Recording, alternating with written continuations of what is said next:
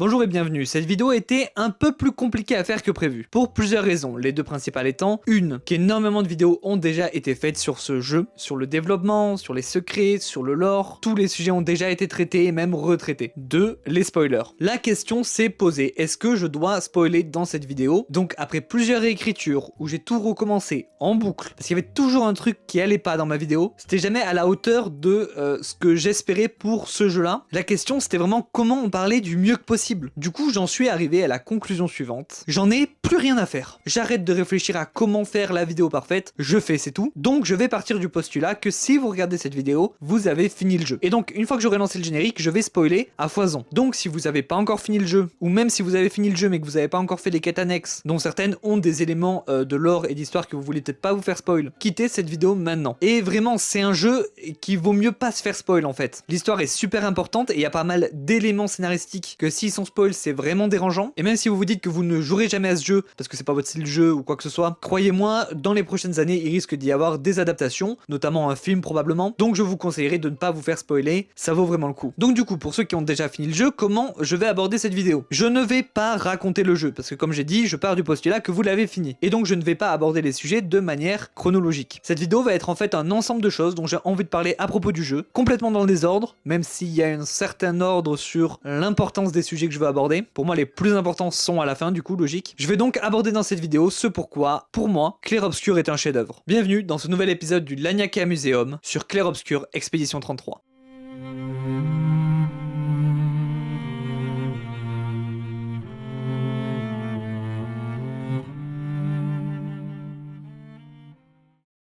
Lumière. Ville qui est évidemment inspirée de Toulouse. C'est la ville la plus importante du jeu, si bien qu'elle existe sous plusieurs versions. J'en ai personnellement compté 4, mais il y en a peut-être plus en réalité. Tout d'abord, il y a la lumière de départ. Une ville déprimante, qui fait un peu penser à l'attaque des titans en vrai, où l'humanité est bloquée, mourant petit à petit et envoyant des expéditions vers l'inconnu. La deuxième version de lumière, c'est le reste de lumière resté sur le continent. Au moment de la fracture, en fait, il y a le centre, j'imagine, de lumière qui a été transporté en dehors du continent sur la mer, mais tout le reste est resté là-bas. Et on peut l'explorer durant le jeu, on y trouvera plusieurs choses intéressantes, comme un Axon mort, on reviendra dessus, ne vous inquiétez pas, et surtout le manoir des Descendres. Puis, il y a la troisième lumière, la même ville qu'au début, mais à la fin du jeu. Donc, une ville vidée de son humanité car il n'y a plus personne, c'est juste un champ de bataille immense entre Renoir et sa fille. D'ailleurs, quand on y retourne, du coup, on connaît la vérité et on voit la ville autrement. Ah, et aussi, petit fun fact, au début du jeu, vous pouvez parler à une poubelle, et en fait, il se trouve qu'il y a quelqu'un caché dedans, et il pense pouvoir échapper au gommage de cette manière. Ben, si vous reparlez à cette même poubelle à la fin, il y a une lettre qui explique que ça a pas marché et que il sent le gommage arriver et que la Paintress l'a quand même trouvé. Alors oui, là je me rends compte du coup que le fun de Fun Fact est peut-être un poil mal choisi. Et enfin, la dernière version de lumière, c'est celle du vrai monde en dehors du tableau. On ne sait pas grand chose de cette version car on ne la voit que très peu, mais visiblement la tour Eiffel est normale comme dans notre vrai monde à Toulouse. Non, je crois que c'est Paris. Non, je pense que ça se prononce Eiffel, j'ai jamais entendu la tour Paris. Bref, on a déjà abordé un Axon, le seul qui est mort avant que l'expédition 33 ne commence. Mais en fait, il y en a 4. Dans le monde de Clair Obscur, dans le monde du tableau, il y a deux types d'ennemis différents, les Nevrons et les Axon. Les Nevrons, c'est tous les ennemis que vous allez croiser durant l'aventure, et les Axon sont juste ces 4-là. Ils sont beaucoup plus puissants que les autres, ils ont surtout été peints par Renoir et représentent les membres de sa famille. Du moins, comment il les perçoit. Sirène, c'est Aline, sa femme. C'est notamment pour ça que Sirène fait ressurgir le deuil de nos personnages au moment où on la combat, puisque sa femme est toujours endeuillée. Visage, c'est Verso, portant un masque. Parce que Verso, enfin le vrai du vrai monde, était un peu obligé de peindre de par sa famille, qui sont des peintres, mais lui, son truc, c'est beaucoup plus la musique, chose qu'il devait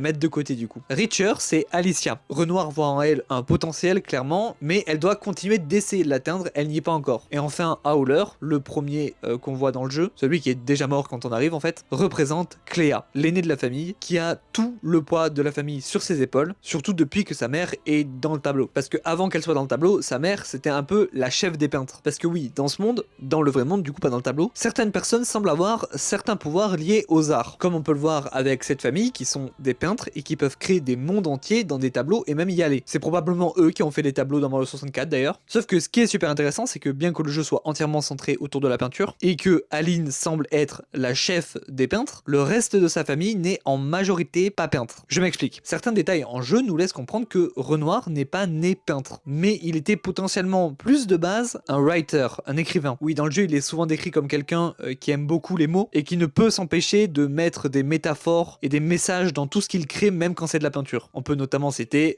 les axones. Et surtout le fait qu'on sait qu'à un moment, il a failli se perdre dans un tableau et c'est Aline qui lui a appris à gérer ça. Sous-entend donc que c'est un peu Aline qui lui a appris à peindre. Donc même si c'est pas encore officiel, c'est quand même très sous-entendu. De même pour Alicia. Elle aurait plus pris de son père et de son côté écrivain que de sa mère. Notamment parce que dans sa chambre dans le manoir, il y a beaucoup de livres, genre c'est carrément une bibliothèque en fait, et il y a même une machine à écrire. Mais aussi le fait que l'incendie serait dû au fait que Alicia a fait confiance aux écrivains alors que sa mère lui avait dit de pas le faire. Peut-être donc qu'elle cherchait des réponses à son pouvoir d'écrivaine en ayant contacté les écrivains, mais qu'ils sont pas dignes de confiance parce qu'il y a un conflit, et que ça a dégénéré. Verso, lui, comme on en a déjà parlé, c'est encore autre chose, c'est la musique. Clairement, il sait peindre, hein, comme de toute façon tous les membres de la famille, puisque c'est carrément lui qui a fait le tableau dans lequel on est dans tout le jeu, mais il préférait probablement faire de la musique. Et on peut imaginer dans ce monde-là que la musique aussi a ce genre de pouvoir. Et enfin, on a Cléa, qui quant à elle a l'air d'avoir pris de sa mère et d'être véritablement une peintre. Clairement, elle est beaucoup plus talentueuse en peinture que tout le reste de sa famille, mais ça aussi, on y reviendra. Parlons un peu de l'expédition 33, c'est quand même le titre du jeu, et il y a plein de choses intéressantes à dire à leur sujet. Déjà, dès le départ du jeu, je trouve ça fascinant le fait qu'il y ait personne à leur fête de départ. Les expéditions représentent quand même l'espoir de l'humanité. Pour reprendre ma comparaison avec SNK, le bataillon d'exploration, à chaque départ et à chaque retour, il y a plein de gens qui les accueillent. Alors qu'ils n'ont pas beaucoup plus de succès que les expéditions. Là, au départ de l'expédition 33, il y a très peu de tables, quelques marchands et que des membres de l'expédition. Et oui, expédition 33, ça signifie que ça fait globalement 70 ans qu'il y a une expédition qui part à peu près tous les ans et que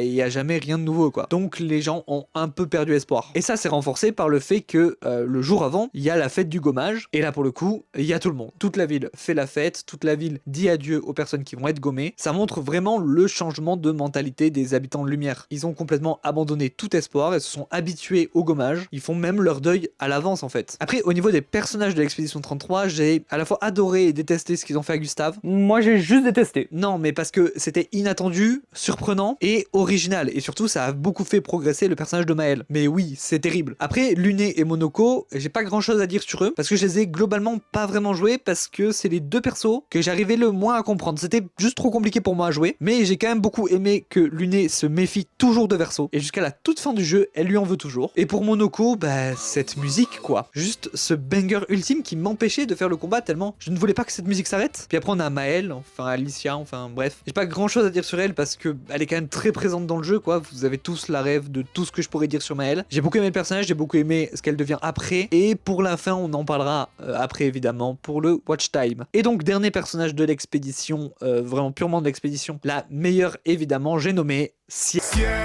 Tu m'avais pas dit que c'était une magicienne. Juste trop forte, trop fun à jouer. C'est la meilleure dans l'histoire aussi. C'est juste la goth en fait. D'ailleurs, je soupçonne Gims de parler d'elle dans sa chanson en fait tellement elle est géniale. En parlant de musique d'ailleurs, que diriez-vous d'un petit top de mes musiques préférées? Même si en vrai ça va pas vraiment être top parce qu'ils seront pas dans l'ordre de mes préférences, mais juste faut que je parle de mes musiques préférées tellement elles sont incroyables dans ce jeu. Donc c'est parti. Flying Water, la musique de toute cette zone est incroyable vraiment. Cette région est exceptionnelle. Lumière évidemment, hein, énorme banger, ça fait partie des choses qui m'ont donné envie de jouer au jeu carrément, mais je pense que j'ai pas besoin d'en dire plus parce que tout le monde la connaît. La musique des marchands Gestral. J'ai globalement affronté tous les marchands du jeu juste pour cette musique, pour l'entendre un peu plus. Et le fait est que c'est pas des ennemis très durs à battre, donc on l'entend pas assez je trouve. Contrairement à la musique des mimes, que j'adore aussi et que j'ai pas beaucoup entendu parce que je n'affrontais pas ces monstres. Ils sont terrifiants quand tu les rencontres pour la première fois, puis tu les affrontes, puis ils sont terrifiants à chaque fois que tu les vois parce que t'as plus envie de les affronter. Bon, la musique de Monoko aussi, mais j'ai déjà parlé de ce banger. Et enfin, Nos vies en lumière, ma musique préf du jeu, mais c'est un peu de la triche, parce que c'est pas vraiment une musique du jeu, c'est une musique qui est sortie avec la BO en bonus. Elle dure 33 minutes, ce qui est vraiment long, ce qui signifie que c'est forcément un banger. C'est un réarrangement de tous les bangers de fin de jeu, c'est exceptionnel. D'ailleurs, on rappelle que la musique a été composée par Lorient Star et qu'il a été trouvé sur un obscur forum de jeux indés et SoundCloud. Évidemment, comment ne pas mentionner Alice Duport-Percier et Victor Borba pour leur voix exceptionnelle. Comme je l'ai dit, Verso semble plus être un musicien qu'un peintre. contre. Les transitions sont on point aujourd'hui. Bah on est pro ou on l'est pas, hein. Il y a en fait pas mal de choses que j'aimerais dire à propos de Verso. J'ai pas parlé de lui durant ma partie sur l'expédition 33, parce qu'en fait j'ai beaucoup de choses à dire à son sujet, parce que c'est un des meilleurs persos du jeu. Le personnage est déjà super intéressant parce que quand on le rencontre, il explique beaucoup de choses à l'expédition. Mais en réalité, il dit pas tout. Il en sait beaucoup plus que ce qu'il ne fait croire. Puisque lui, il sait déjà toute la vérité. Et donc il sait que si l'expédition arrive à battre la Pentress, ça signifiera leur fin à eux et tous les habitants de Lumière. De par le gommage et la destruction du tableau. Mais lui,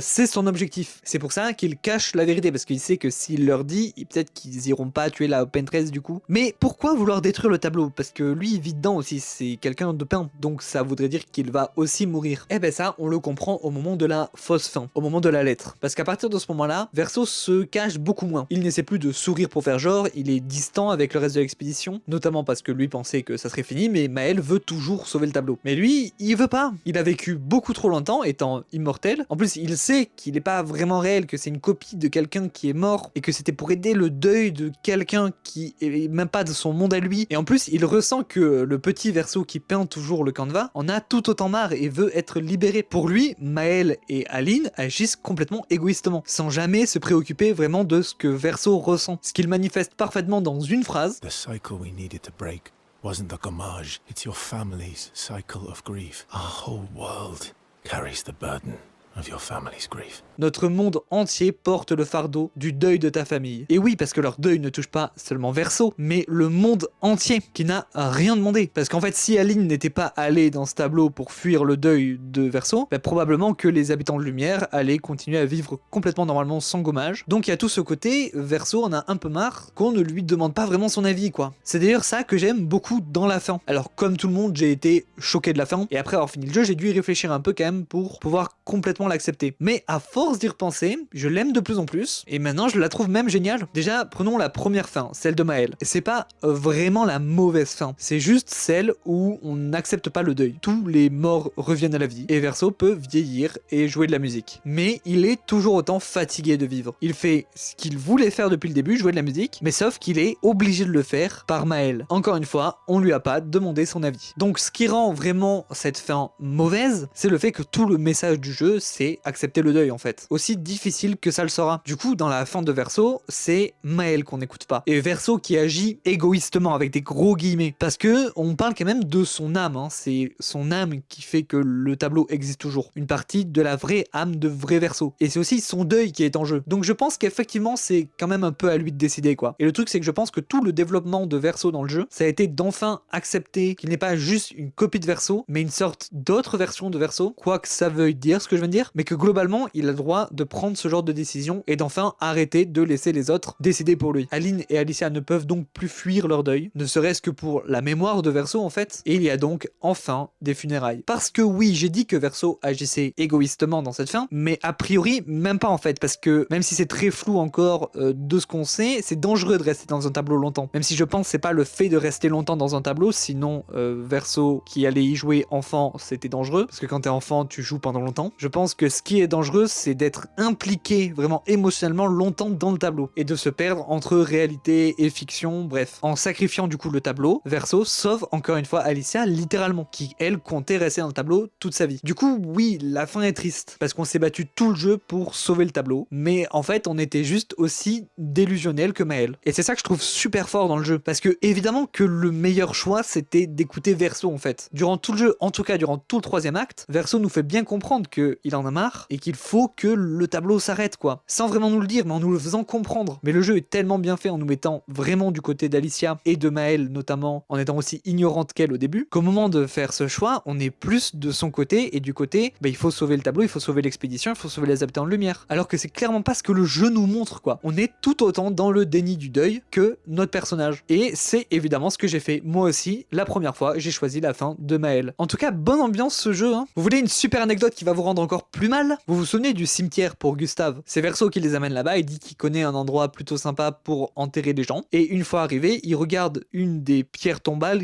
enfin de bout de bois tombales, qui a un brassard Expédition 0. Et il regarde un peu d'un regard triste, un regard honteux, on sait pas trop. Et ben c'est parce que Verso faisait partie de l'Expédition 0 avec Renoir. Mais aussi d'autres gens qui n'étaient pas de la famille. En fait, l'Expédition 0 est un peu particulière. C'est la première, mais à ce moment-là, il n'y a pas encore eu de gommage. En fait, ils partent juste après la fracture. Donc à ce moment-là, tout ce qui s'est passé, c'est une partie de lumière s'est téléportée dans la mer et un monolithe est apparu avec probablement écrit 100 et il y a une peintresse géante, mais à ce moment-là, on sait même pas qu'elle peint en fait. Elle est juste en train de pleurer probablement. Et donc du coup, l'Expédition 0, ils vont sur le continent pour essayer de trouver des survivants. Au final, ils arrivent jusqu'au monolithe et à ce moment-là, il y a Cléa du vrai monde, qui les arrête et qui leur explique toute la vérité sur ce monde. Elle fait ça pour les recruter pour battre la peintresse. Sauf qu'ils ont refusé puisque ça signifiait leur mort du coup. Ils sont revenus à Lumière, ils ont tout expliqué, mais personne les a cru là-bas. Bref, du coup, Julie, une membre de l'Expédition 0, a tendu un piège à Verso parce qu'en fait, elle l'a vu prendre un coup mortel et revivre, puisqu'à ce moment-là, Verso était devenu immortel. Bref, du coup, elle pense que c'est un sbire de la peintresse et c'est pour ça qu'ils sont en mode venez, on l'attaque pas, machin. Personne ne commence à les croire, même dans l'Expédition 0. Sauf que Renoir monte la tête de Verso en disant que Julie est un sbire de Cléa et Verso la tue donc malheureusement. Il l'enterre donc sous le même arbre où Gustave sera enterré des années plus tard. Et c'est fou comme ce tout petit détail durant une cinématique qui n'a rien à voir peut dire autant de choses au final. T'as pas un truc un peu plus léger? Alors dans ce jeu c'est compliqué, mais j'ai peut-être un truc. Connaissez-vous l'expédition 60? Alors en réalité il y a de fortes chances car c'est une des expéditions les plus connues. Probablement la troisième après l'expédition 33 et 0. Mais pour ceux d'entre vous qui ne la connaîtraient pas encore, il faut absolument que je vous la présente. Vous le savez, certaines expéditions ont des spécificités. Par exemple, il y a une expédition qui était là pour poser les trucs d'escalade pour les prochaines. Il y a une expédition qui a essayé d'aller en bateau le plus loin possible. Et ben l'expédition 60, leur truc c'était les muscles. C'est tout.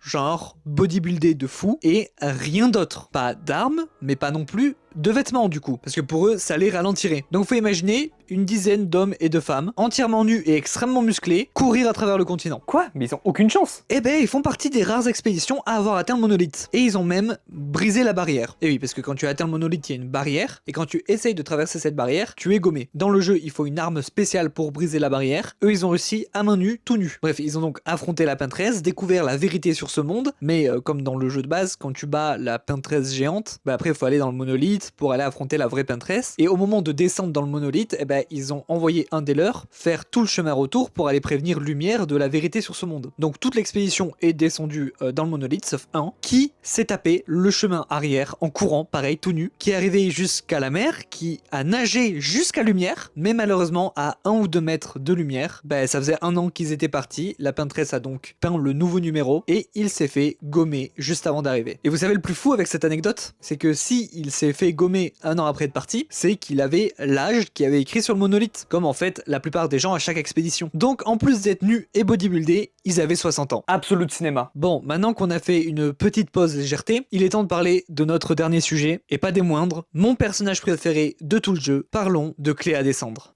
Cléa qui? Cléa est la grande sœur d'Alicia. Et c'est un personnage fascinant, notamment de par le fait qu'elle est très peu présente dans le jeu. Et pourtant, c'est sûrement une des personnes les plus importantes de cet univers, surtout pour une possible suite. En effet, elle pourrait passer d'antagoniste discrète dans ce premier jeu à antagoniste principale d'une suite. Mais avant de parler de ça, on va parler d'elle dans le premier jeu. Comme je l'ai dit, dans une très grande partie du jeu, les 2 premiers actes, elle est presque complètement absente. Toute sa famille est là en version peinte. Renoir, c'est tout simplement le méchant, et il y a même aussi sa version non peinte en tant que conservateur, même si on le sait pas encore. Alicia est présente dans les passages en noir et blanc et dans les rêves de Maël. Verso est directement dans la team de l'expédition. Et Aline, c'est la peintresse et elle est aussi dans le manoir au moment où ils vont dans le manoir dans l'ancienne lumière. D'ailleurs, à ce moment-là, on voit toute la famille. Il y a Verso qui veut rentrer dans le manoir, il y a Aline, il y a Renoir qui les empêche de rentrer et il y a même Alicia. Mais on ne voit jamais Cléa. Elle ne semble pas exister en version peinte. Et pourtant, elle apparaît dans certains tableaux du manoir, on voit bien qu'il y a quelqu'un d'autre dans la famille ou même dans les flashbacks flashback énigmatique qu'on a dans le monolithe. On voit qu'il y a 3 enfants dont 2 filles. Et même si à ce moment-là, on connaît pas encore la famille, on sait pas trop de qui il s'agit, une deuxième fille ne correspondrait à aucun personnage qu'on a rencontré jusqu'à présent. On comprend aisément que c'est la famille qui vit dans le manoir, sauf qu'on ne voit jamais cette deuxième fille. Et je me souviens que ça a été ma réaction quand j'ai vu les flashbacks du monolithe, j'étais en mode, il y a quelqu'un en trop là. Même son Axon est mort avant qu'on arrive dans le jeu. C'est le seul d'ailleurs. Du coup, quand la révélation est enfin faite et qu'on la voit enfin hors du tableau, qu'on découvre que c'est la sœur de Alicia, et qu'elle nous explique tout ce qui s'est passé en fait dans le flashback là, avant que sa sœur entre dans le tableau, j'étais en mode, c'est qui? En fait, Cléa est la seule membre de la famille à ne pas du tout être intéressée par le tableau. Alors est-ce qu'elle a déjà fait son deuil envers son frère? Ou est-ce qu'elle s'en fout juste? En fait, c'est beaucoup plus compliqué que ça. Si elle n'existe pas en version peinte dans le tableau, c'est pas parce que Aline l'a oublié. Ça n'aurait aucun sens. Aline a reproduit toute sa famille, pourquoi elle n'aurait pas fait Cléa? Non, en fait, quand Aline est entrée dans le tableau, ça a créé la fracture, et à ce moment-là, elle a créé toute sa famille, y compris Cléa. Renoir est ensuite allé dans le tableau pour essayer de la faire sortir de là, et ça a commencé la guerre entre les deux. Et à ce moment-là, Cléa est aussi allée dans le tableau. Comme je vous l'ai dit, elle a arrêté l'expédition 0 juste avant la Pentress pour leur expliquer tout ce qui se passe. Et elle est allée dans le tableau pour son père, pour l'aider à faire sortir sa mère, car elle est d'accord avec lui. Mais pas tout à fait pour les mêmes raisons. Elle veut que sa mère sorte du tableau pour qu'elle s'occupe des affaires des peintres, parce que c'est quand même censé être la chef. Du coup, Cléa, dans le tableau, pour équilibrer les forces entre sa mère et son père, a créé les névrons. Tous les névrons qu'on rencontrera dans le jeu, toutes les créatures hostiles, sont créées par Cléa à ce moment-là. Et oui, quand Verso a créé le tableau, il a pas créé de monstres qui pourraient tuer ses amis. Mais Cléa n'a pas fait que ça à ce moment-là. Elle a aussi repeint par-dessus la peinture de sa mère. Notamment, elle a repeint par-dessus la Cléa peinte par Aline, lui retirant toute humanité et la transformant en usine à névrons. Pourquoi elle a fait ça? Probablement parce qu'elle détestait l'idée qu'il y ait une version peinte d'elle-même et que du coup ça lui permettait de faire des névrons en plus. Sauf qu'elle ne s'est pas arrêtée là non plus. Elle est allée voir celui qui était amoureux de la version peinte de Cléa, un membre de l'expédition 0 qui s'appelle Simon, et elle lui a dit que c'était la peintresse qui était responsable de la disparition de sa Cléa. Et en plus, elle a peint des pouvoirs de fou à Simon et il est devenu surpuissant. C'est même le boss annexe le plus difficile du jeu. Et quitte à faire disparaître tout détail d'elle du tableau, elle a demandé à Simon de tuer Howler, l'Axon qui la représente. Ce qu'il a fait, c'est pour ça que y a une épée de Simon plantée dans Howler dans le jeu. Tout ça nous montre une particularité de Cléa. Elle est probablement la plus puissante des peintres de cet univers. Elle a une imagination de fou vu la diversité des névrons, mais surtout, elle peut repeindre par-dessus la peinture de sa mère qui est globalement censée être la plus puissante puisque c'est la chef, si bien qu'elle a rendu Simon si puissant qu'il a pu tuer un Axon qui est censé être intuable. Mais du coup, avec ce qu'on vient d'apprendre, elle serait méchante envers le tableau seulement parce qu'en fait, elle a aucun affect. Elle s'en fout et pense vraiment ça comme une création. Elle n'y est rentrée que pour aider son père à faire sortir sa mère pour qu'elle l'aide dans le vrai monde. Alors en fait, oui et non. On rappelle que Cléa, enfant, a peint 50% du tableau avec Verso. Elle y jouait tout le temps avec son frère. D'ailleurs, les plages gestrales sont sûrement là pour ça. C'était des lieux où les deux pouvaient s'amuser. Elle avait même un meilleur ami là-bas. Verso avait Esquier et Cléa avait François. Vous savez, la tortue giga aigrie qui habite à côté de chez Esquier? Bah en fait, elle est aigrie juste parce qu'elle est triste que Cléa ne vienne plus la voir. Mais c'est horrible, en fait, c'est elle la vraie méchante du jeu. Alors oui, du point de vue de ce monde, c'est un peu la méchante. Mais faut la comprendre en fait. Son frère est mort dans un conflit contre les écrivains. Alors on sait pas bien les tenants et les aboutissants encore, mais le feu semble être causé par les écrivains. Sa mère, qui devait normalement gérer ce conflit, est allée s'enfermer dans le tableau. Et son père l'a suivi. Elle décide donc d'y entrer pour aider son père. Ça marche pas de fou. Elle en ressort parce que elle peut pas rester longtemps dans le tableau parce qu'elle doit gérer du coup puisqu'il y a plus ses deux parents. Au bout d'un moment, sa sœur se réveille et elle décide de l'envoyer là-bas. Sauf que sa sœur n'est pas assez puissante en peinture et du coup elle va renaître là-bas en tant qu'enfant et donc va falloir attendre des années. Donc globalement, elle envoie sa sœur reste coincée. Et durant tout ça, elle doit tout gérer. Elle doit gérer sa famille, le conflit, les peintres. Elle doit se venger des écrivains parce que oui, elle semble avoir fait son deuil super rapidement dans le jeu, mais en réalité, elle a sûrement pas eu le temps de le faire en fait. Devant tout gérer à la place de ses parents, elle a pas eu le temps de le faire. Même à l'enterrement, c'est la dernière à arriver et c'est la première à repartir parce que probablement qu'elle est en train de gérer d'autres choses au niveau du conflit et tout. C'est pas pour rien que son Axon est représenté avec tout le poids du monde sur les épaules. Les actions de ses parents l'obligent à devenir adulte encore plus vite qu'elle ne devrait et surtout responsable. Elle a donc dû faire des sacrifices comme le tableau, qu'elle ne voit alors plus que comme un tableau et plus comme le monde où elle jouait avec François, son frère et Esquier. Ok, en fait, c'est super triste pour elle aussi, en fait. Et pour moi, la preuve ultime que Cléa n'en a pas juste rien rien à faire de ce qui se passe, c'est le fait qu'elle pousse Maëlle à faire ce qu'elle veut, probablement parce que elle ne peut pas à cause des responsabilités. Voilà pourquoi Cléa est mon personnage préféré. Elle est tellement plus que ce que le jeu nous montre de base, et j'espère vraiment que tout ça, ça pourrait être exploré dans une possible suite. Encore une fois, ça prouve à quel point ce jeu est exceptionnel. Avoir autant à analyser sur un personnage si peu présent, c'est la preuve que ce jeu est vraiment fait par des passionnés, et surtout des personnes qui avaient des choses à dire et qui l'ont fait de la meilleure des manières.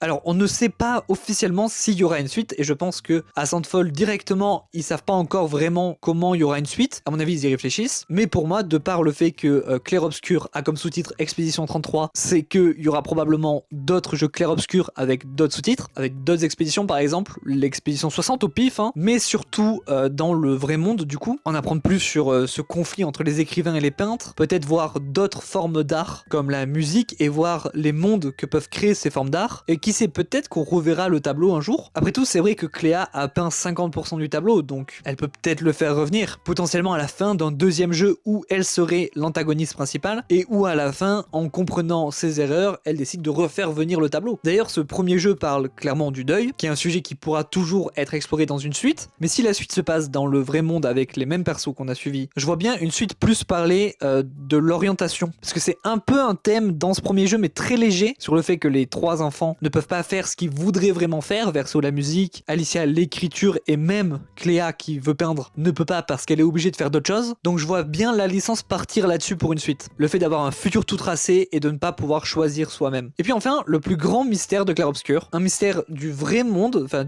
pas du tableau, mystère qui a été dit par les développeurs est important, la date de mort de Verso, le 33 décembre. Alors déjà, ça veut dire qu'il s'est fait tuer 2 fois par le 33. Dans le vrai monde par sa date, et dans le tableau par l'expédition 33. Mais surtout, ça existe pas 33 décembre en fait. Alors quoi? Est-ce que c'est pas vraiment le vrai monde? Genre Inception, et en fait là on est dans une histoire d'un écrivain et on est bloqué dedans et on le sait même pas? Les théories sont nombreuses, n'hésitez pas à me dire les vôtres en commentaire, mais j'imagine qu'il va falloir attendre. Voilà. Ma modeste participation à l'héritage de ce jeu qui m'a marqué à vie. J'ai vraiment hâte de voir plus de cet univers, mais aussi d'autres univers que pourrait proposer Sandfall. On rappelle que ce n'était que leur premier jeu. N'hésitez pas à me dire en commentaire ce qui vous a le plus marqué dans Clair-Obscur, vos théories sur certains mystères. Vraiment, il y a énormément de choses dont je n'ai pas parlé dans cette vidéo. Les commentaires sont donc là pour ça. Et aussi, n'hésitez pas à liker, partager et à vous abonner. Ça aide beaucoup la chaîne. Merci d'avoir regardé cette vidéo jusqu'au bout, et moi je vous dis à la prochaine. Salut!